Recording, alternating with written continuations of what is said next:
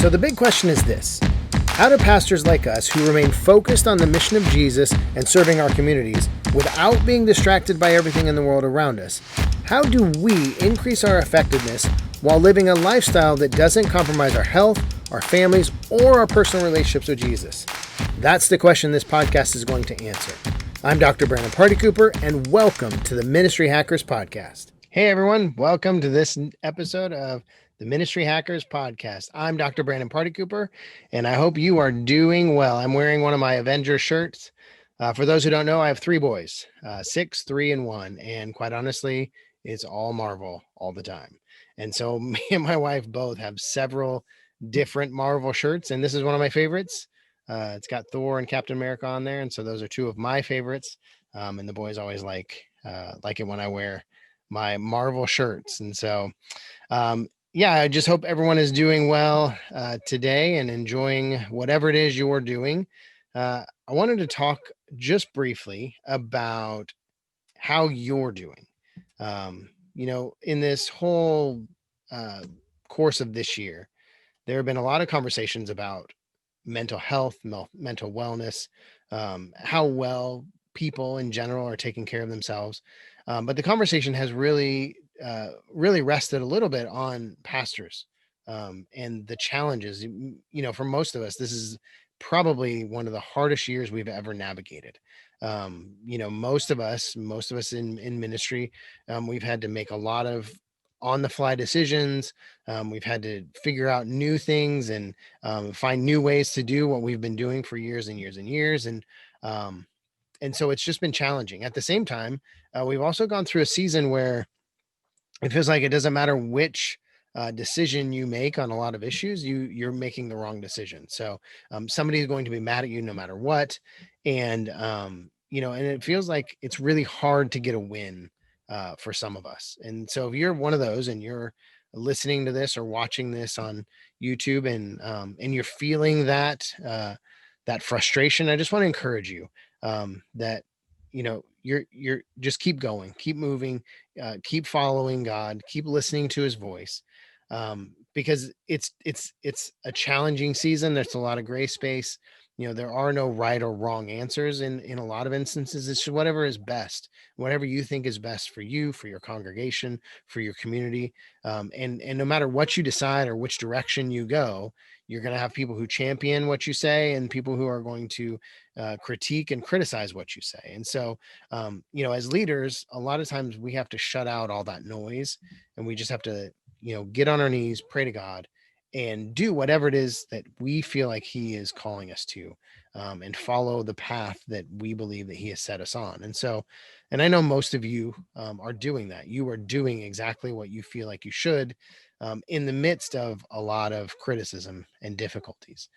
But one of the things that I want to encourage you in the midst of all of that is start to evaluate what your inner circle looks like.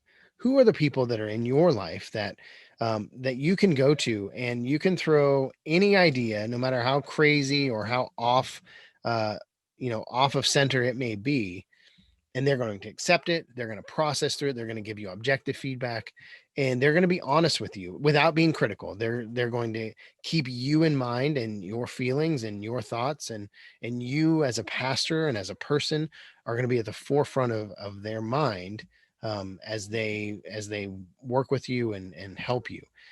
Who are those people? Who are the people that are praying for you in your inner circle? Who are the people who are standing by you no matter what happens? It's just, it's really hard because most of us and most pastors and ministry leaders, we have a tendency to, we tend to work in isolation, even though we are oftentimes surrounded by people and surrounded by our congregations and people in the community. A lot of times we still feel alone because we don't have people who, maybe people who get us. I know that's something that I've struggled with as a pastor, that, even though I have people that'll give me hugs and pat me on the back and everything else, they don't really get me. They don't get the feelings that I'm going through or the challenges that I'm facing or whatever the case is. And so, and so, sometimes I feel as though, even though I'm surrounded by people, I feel alone and I feel lost. And if that's where you are right now, it may be because you don't have an inner circle, or maybe the inner circle you have is not really taking care of you or providing care for you or being that shoulder to cry on or that ear to listen. Um, who is in your inner circle? And I would say that, start being intentional about who you're building into that inner circle. A lot of times it's not going to be people in your church. Maybe you'll come across one or two people in your congregation or in your church community that you can really trust and lean on, and all those things, but that becomes very difficult simply because of the position you're in, and the roles that they fill within your church and within the connections they have. Sometimes it's family, but even then, family don't always understand where you are as a pastor. They don't understand the challenges you have on a daily basis. They support you and love you, which is important, but maybe they don't always understand what you're going through.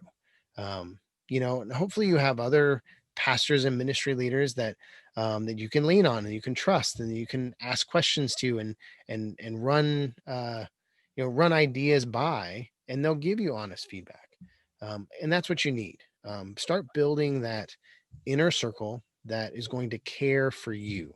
Obviously, I'm a little bit biased as a coach of pastors and ministry leaders. I would encourage you to look into getting a coach or getting a counselor, getting someone who is completely objective outside of your influence and outside of your ministry world, who will really tell you the things you need to hear in love and grace and compassion, but aren't going to pull punches because you don't have any you don't have any influence over them. You don't have leverage. You don't have anything like that. As a coach, that's one of the things that I enjoy the most is, you know, I get to, hear some of the most challenging and difficult um, things that pastors are going through, uh, but it's something that I can just absorb into, my life and into my mind, and I can just listen and hear them out, and I can give them feedback, and I can give them an objective perspective. Um, and I don't have any leverage or any tie or anything to it, which is just a relief for the pastors that I get an opportunity to work with, because they know that they can come to me and they can tell me anything, and it's just gonna come to me, and it's just gonna die with me, and nobody in their church is gonna know about it or deal with it, because I don't have anybody to tell, and there's no reason for me to share that information. And so I become a sounding board for pastors and ministry leaders, that they know that they can come to me and they can talk, and not be worried about what are the repercussions. They're not going to be worried about what are the effects if I say something. What's going to happen, because my role in their life, my job, is simply to absorb, to listen, and to give feedback whenever it's needed. And I think that that's something that most pastors and administrators do not have, because no matter who you talk to, if it's somebody in your congregation or somebody in your community, there's always a possibility that's going to somehow wind back around, and maybe come back at you. You don't always have the freedom to share a crazy idea and not have criticism. You don't always have the freedom to share the struggles that you're going through, or the difficulties you're struggling, because somehow the person you're telling is tied to someone else that maybe you're ministering to, or is in your church or in your congregation. You don't want that to become public knowledge or anything like that, and so you walk in isolation, you carry that on your own. Um, and so one of the things I really love about my job and my role in the lives of pastors is that I get to be that relief and that, just open soundboard for them. And so, I would encourage you again, uh, if, if you're looking at your inner circle and you're trying to process through who you have and who you can talk to and who you can share things with, and you're really needing somebody that's objective, I would look at it, getting a coach or getting a counselor. If you're in a place where you really need someone to process through maybe some challenges you're having emotionally or mentally, something like that, getting a counselor to walk you through, getting somebody who's a professional at doing exactly what you're needing them to do. Consider doing that, because we need to do a better job of taking care of ourselves. We need to do a better job of putting our mask on the plane going down before we try and help everybody else. So I want to encourage you, do that, because we're coming up on a busy season. We're just a few weeks away from the beginning of the holidays and election season and the new year, and everything is going to start speeding up very soon, and it's going to start moving very quickly. And before you know it, we're going to be into the middle of January, and you will not have caught your breath.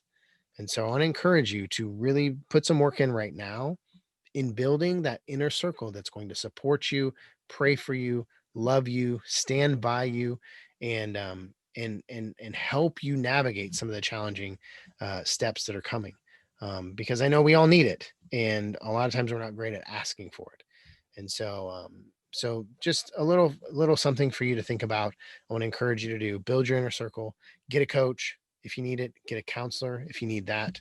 And if there's any way I can help, it's what I do. It's what I love to do. I love working with pastors and ministry leaders and helping them navigate some of the difficult times. And so please reach out to me, and I would love to connect, hear your story, and just see what God's doing in your life and in your ministry and in your family, and everything else going on with you. So hope you guys have a wonderful day, and I'll see you in the next episode.